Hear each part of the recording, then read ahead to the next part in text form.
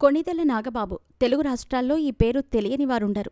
Mega బ్రదర్గా, నటుడిగా, నిర్మాతగా, జబర్దస్త్ లాంటి టాప్ షోకు న్యాయ నిర్ణేతగా, ఇప్పుడు పొలిటీషియన్గా ఆయన ఎంత ఫేమస్సో ప్రత్యేకంగా చెప్పాల్సిన అవసరం లేదు.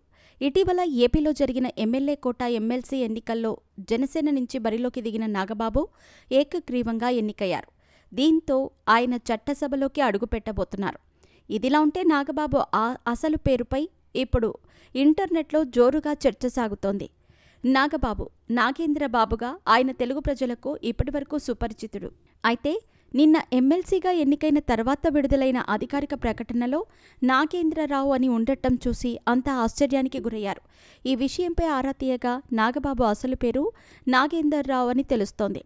సర్టిఫికెట్లలోనూ నాగేందర్రావు అనే ఉన్నట్లు సన్నిహితులు చెబుతున్నారు.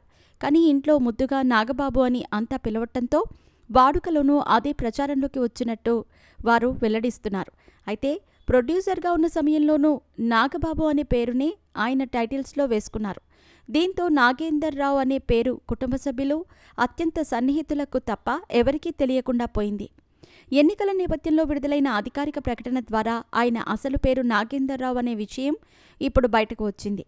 దీంతో దాదాపు 40 ఏళ్ల తర్వాత ఆయన ఒరిజినల్ పేరు ప్రపంచానికి తెలిసిందన్న చర్చ సాగుతోంది.